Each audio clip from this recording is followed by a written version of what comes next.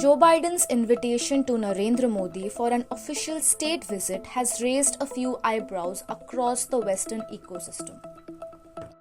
There were questions and mixed reactions to the growing bilateral closeness between America and India despite concerns. Concerns which include India's withdrawal from outrightly condemning Russia for its invasion and choosing to buy oil from Russia despite Western pressure. The Western media has time and again questioned India's diplomatic stand during the war. Over 1 year on, India has not only withstood the pressures, but has also demonstrated unwavering resolve in safeguarding its autonomy and refusing to be dictated by external forces.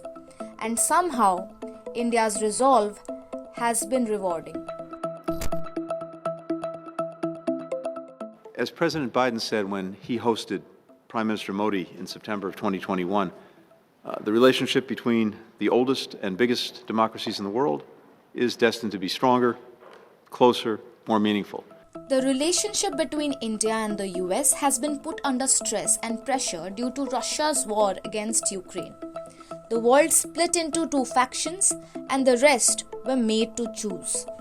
India's autonomy, decisions, and relationship with Russia was questioned.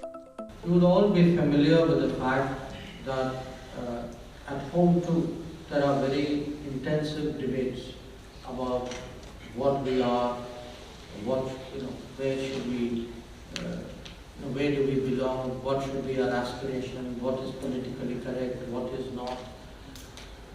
And in a globalized world,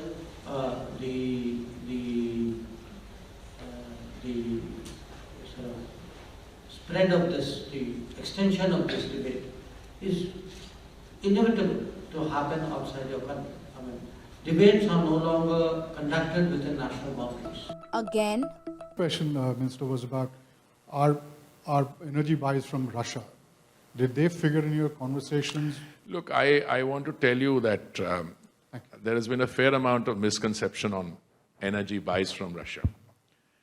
I have said quite frequently, and I said that to my colleague, the External Affairs Minister, that, typically Europe buys in one afternoon what we were buying in a quarter. and again. Whether where we get our military equipment and platforms from, that's not an issue, honestly, which is a new issue or an issue which has particularly changed because of geopolitical tensions. I think we look at possibilities across the world. We look at the quality of technology, the quality of capability, the terms on which that particular equipment is offered, and we exercise a choice which we believe is in our national interest. Despite rising backlash, the relationship between India and America has thrived. So why did Biden invite Prime Minister Modi? Behind every diplomatic friendship lies an intricate web of ulterior motives, where cozy gestures serve as wheels for concealed agendas and strategic maneuvers. Biden's invitation has its own agendas. As per a global leader survey by a US-based consulting firm, The Morning Consult, Prime Minister Narendra Modi has been pegged as the world's most popular leader with an approval rating of 76%, way ahead of Joe Biden, Emmanuel Macron, and Rishi Sunak. Thanks to the Indian diaspora overseas. Various prime ministers in the past have used the diaspora to project India's soft power. Prime Minister Modi, however, has used it as a force multiplier. He has projected India's image as a growing power abroad and instilled a sense of pride among the Indian community and its culture. And the trick worked. It is also emblematic of the growing visibility and electoral heft of the Indian American community. Indian Americans are the second largest immigrant group and the fastest growing voting bloc in the US today, with a population of nearly 5 million whose impact is evident at the ballot boxes. Indian Americans voted in record numbers during the 2020 presidential elections. It is also becoming increasingly apparent in the halls of power. We are really proud of presenting this. I've been privileged to coordinate a huge cultural program inviting Modi ji to United States in next week on June 21st. So we have about 25 different programs lined up, participated by over 15 different cultural teams representing various states of states and cultures.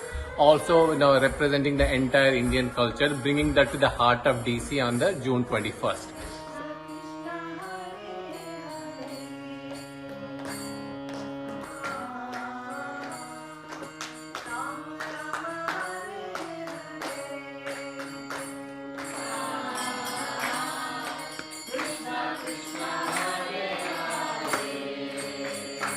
While every presidential contest since 2016 has featured at least one Indian American candidate, 2024 is poised to become the first race to feature at least two candidates: Nikki Haley, the daughter of Sikh immigrants from Punjab, and Vivek Ramaswamy, whose parents hail from Kerala. A survey on Indian American attitudes conducted in 2020 found that Indian Americans held broadly favorable views of Prime Minister Modi, and nearly half of them approved of his performance as the leader.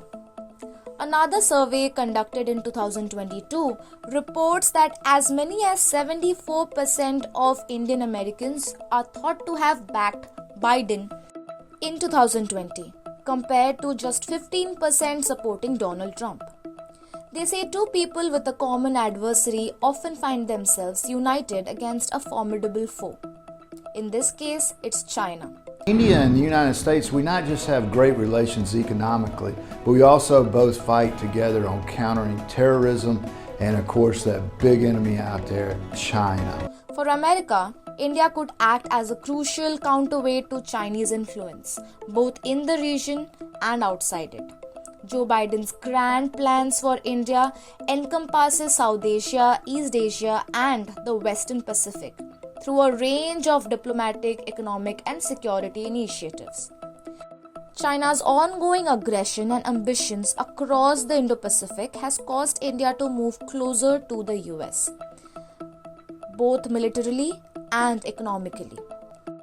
China has tested India's borders and made aggressive territorial claims in the region. Beijing's bullying and threats have created a new template for India's relationship with US, Quad, where both democratic allies are pushing for a better order for trade, development, and security of the Indo-Pacific. The informal economic and security relationships India has with the US, Japan, and Australia is an example of India working together with like-minded countries against China. The new ties also helped New Delhi develop national capabilities.